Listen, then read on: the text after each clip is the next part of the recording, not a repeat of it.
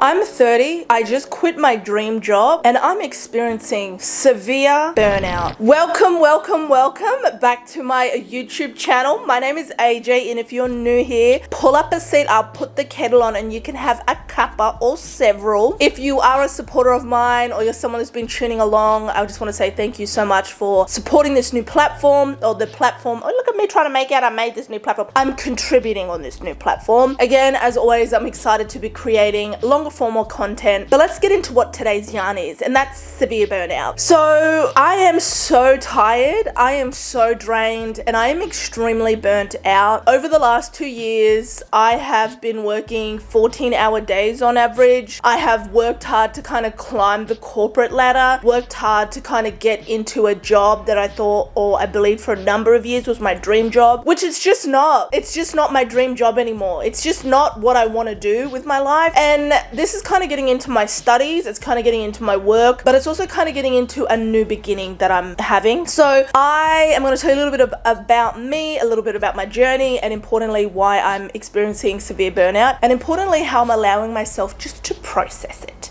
Let's get into it. So I was one of those people that finished high school and went straight into uni with no gap year. Hello, I'm poor. I was more poorer than what I was poor. I was poor, poverty stricken. So gap year didn't exist. Going and traveling, going to schoolies was just not an option for me or my family. So getting a job or going to uni was it for a lot of people, a lot of Australians. So I went straight into university. I finished my bachelor's. I then went on to do honours, and then I got pregnant. I then became a mother. Other things happened throughout my motherhood. Well, that's for another video. But then I decided to return back to studies and really saw the importance of getting my master's and keep going in kind of my postgraduate studies to really support the work that I wanted to do. And importantly, I just loved learning and creating these research bodies and bodies of work. So I went into master's, and then I upgraded to a PhD. Great.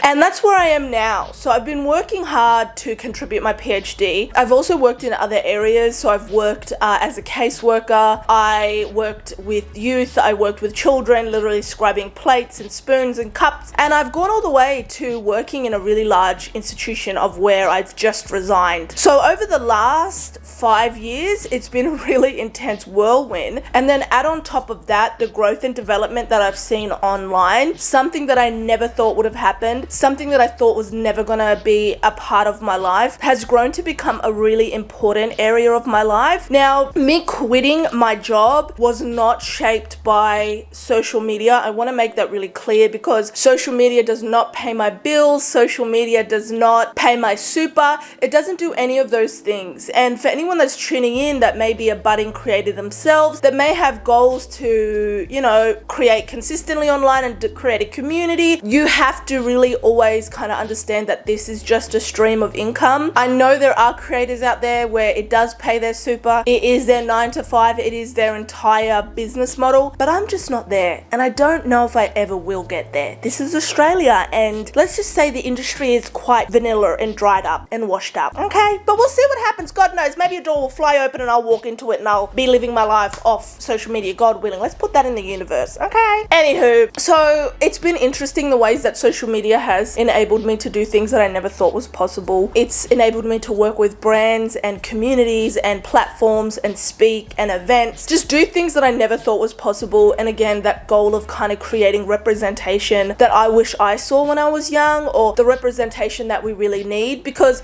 I think there's a real big duality when it comes to critiquing or criticizing something. I feel like you have to get in to find a solution. And when I talk about representation of fat bodies, of single mothers, of Aboriginal women with, you know, Indigenous features, these things are really important. And I'm really proud to come in and take that space or create that space for other women to come through. So that's been a really big blessing. But in saying that as well, navigating the backlash of that, understanding that the beauty industry is really limited. Again, I know I'm poking fun of the content creator space in this country, but it is very vanilla. So it's been great to be in these spaces and push for change. But as I mentioned, it ain't my 9 to 5. So I've been working over the last 2 years in particular at really growing professionally, stepping up my work, pulling long hours, completing large large, critical and fundamental bodies of work, meeting and working with other interagencies, understanding the current climate in Australia in regards to Indigenous rights and our plight in this country, but arguably also recognizing what is happening with our government, the promises that they make, the agreements they make, the strategic developments that they sign on to. All of the above has really shaped me over the last 2 years and my role as a project officer or research officer, which is usually my job title. I have worked really hard to understand where our country is at, and that also intertwines with my content. Now, talking about burnout, I think there's so many people out there that are high achievers, so many people out there that work extremely hard, so many people out there that have goals or have aspirations where they want to get, where they want to be in life, and you experience severe burnout. That has been the case for me professionally. I am so drained, I am so empty, and the fight that is required to take up space in institutions or what I thought was my dream job, I don't have the fight. I don't have the energy. I don't have that ability in me right now to give what is needed. And also the unfortunate thing about the corporate world or being in that kind of professional space, and arguably where I work, is it is really full of racism. It is inherently racist. It is full of misogyny where men are in positions of power. You know, they don't care. These jobs don't care if you have to pick your kid up from childcare, or in my case, my daughter needs to attend physio or A, B, C or D, or importantly, the way that misogyny shapes the lenses that are used to have a critical investigation, or the way that misogyny shapes the ways that research is conducted or policies are created. And I cannot contribute to systems that uphold the patriarchy. And if my perspective, if my belief, if my area of investigation that I think is really important is diminished in order to contribute to the maintenance of these systems, I just can't do it. Now, this was really disappointing to be 30 and be at where I wanted to be before I was 40. You know, so to be in a job which I thought I would be at literally 40 years of age, to be there and to be in that system, but to be so exhausted, it's been really tough. It's been really tough as someone who unfortunately sees a lot of my success in my output or how much I've grown in my career. It was a real kick in the guts, but it's also forced me to reflect on what I see as most important. I feel like so many of us, particularly when you come from marginalized collectives, we see success on the West or the white man scale of what it means to be successful. And for the first time in my life, I've pulled out a halt where I've always lived in two worlds, the white man's world and kind of my Aboriginal world, where I've grown and learned to become the woman that I am. But turning 30 and being in this job where it was just like a cold bucket of water was spilt over me, I had to sit back and think, this is my moment. This is my moment where I choose what world I want to walk in. And I cannot choose a job or a institution what is going to cost me my identity and most importantly my core values and beliefs. I've been really lucky to work for community, in community, and this was arguably my first time stepping out of a community org, and it was a big reminder of why I've dedicated my life, my working career, to working in community. I am so drained. I am so tired. I'm so exhausted to have to now kind of scale things back and reconfigure and think about what I want the next 10 years to look like is not easy. But in saying that, it is so exciting, like thinking about what I want to do. Like, do I want to have a job where I can be more creative? Do I want to focus on having multiple streams of income? Do I want to focus on art? Do I want to focus on public speaking? Do I want to do research jobs on the side, like through contracted work? Do I want to open a research agency? There's like so many different components. There's so many opportunities what I'm so excited to look down and kind of venture through. And it's beautiful. It is a blessing because it's something that many Indigenous women who have come before me were never afforded the opportunity. But in saying that, it is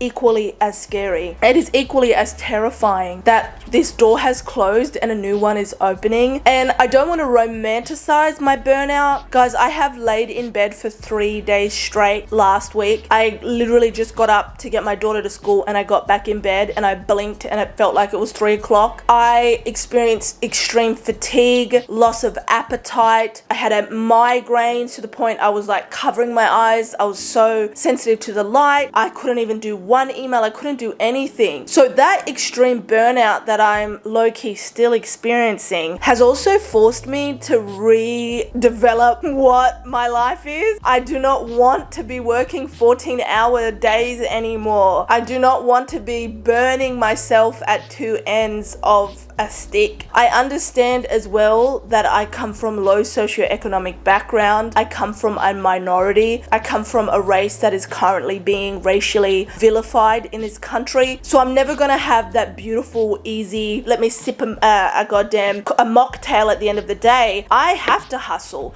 Hustle and survival is something that is inherently going to be a part of my life until I take my last breath. But I can find ways to navigate that, and focusing on being successful in the white man's world with their ideologies and their beliefs is just not going to do it. And the capitalist society that we live in, we are encouraged to burn out. We are encouraged to give our jobs everything we have, to be deserving, to be worthy, to be a good worker, to be of quality, to be approved, be almost recognized. You have to go above and beyond, and not just once a week, not just once a report, but every single report. And I know I'm talking more about myself in the kind of corporate space, but I'm also talking about other people in other areas, teaching, nursing, education, right down to working in retail. So many of us are just exhausted. So many of us are just purely drained. So I've taken time off to not even create content, just to simply process what I'm going through. And it's scary now, for the first time in my life, my entire life, where I'm sitting back and I'm trying to plan what I want, sitting back and trying to imagine what I want my life to look like. What is my goal? What is my dream job? Rather than fitting that on a scale and a hierarchy of what success is. And working in these institutions and these kind of high or prestigious places of employment, they don't recognize the importance of things that matter to me. That is community, that is people on the ground,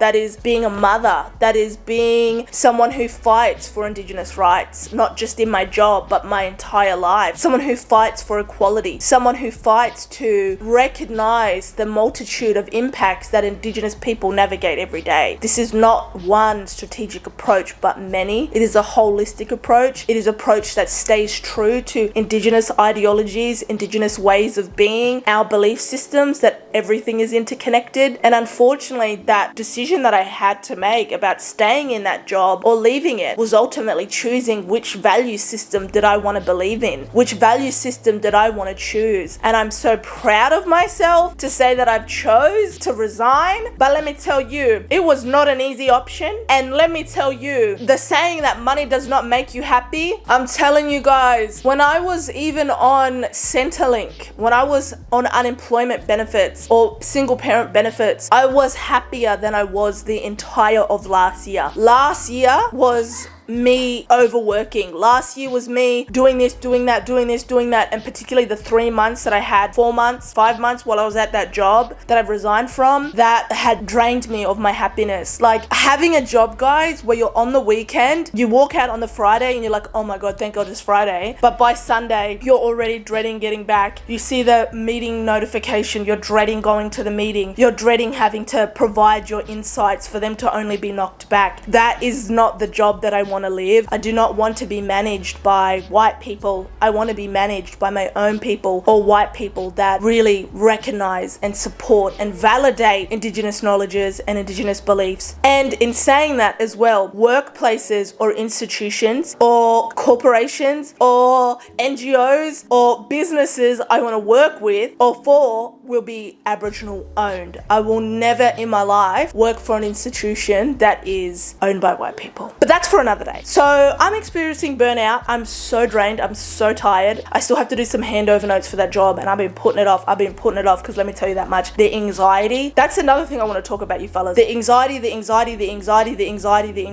I had while working at this job. It's not worth it. If you're someone who's watching this video and you're like, oh my God, AJ, everything you're saying speaking to me, it's not worth it. I understand that many different areas. I know I'm not going to sit here and act like jumping around with different jobs. Job mobility is easy. It's not It's not easy for me. It's not easy arguably for a lot of people. But if it is costing you your happiness and you're literally dreading waking up and having to go to work the next day, when you go to sleep you get anxiety because you don't want to go back to that job, it ain't the job for you. Okay? Create an exit plan. Get out of there. I'm telling you, it ain't worth it. So guys, this has been a little bit of a dump, but as I said, I wanted to give you guys an update. I wanted to touch base. I wanted to kind of let you guys know what's been happening behind the scenes. Importantly, why I've kind of just fallen off the face of the earth. And that, guys, wasn't just social media. That was my personal life as well. I feel like I just had to disconnect from communication in general. I had to go internally. I think a lot of the time we're kind of taught like, oh, tell this person this and that person this and this and this and connect and friend. No, sometimes you need to stop. Sometimes the biggest person you need to talk to, the biggest person you need to work with is yourself. The person that you need to confide in and get advice from is yourself. And that is what I really committed to during this burnout phase. And I also don't want to romanticize this. I'm not out. The burnout phase is not finished. It's not complete. I'm still burnt out.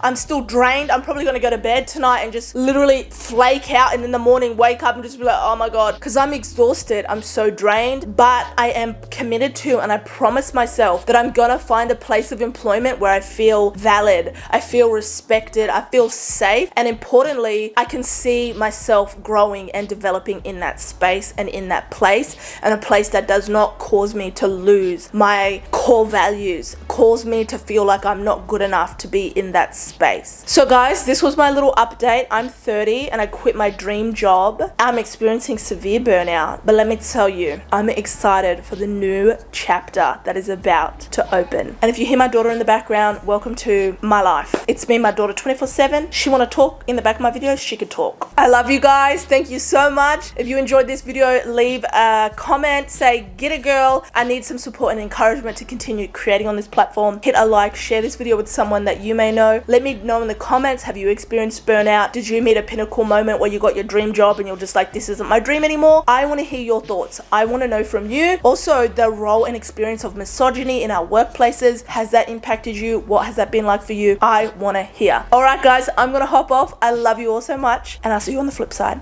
Bye.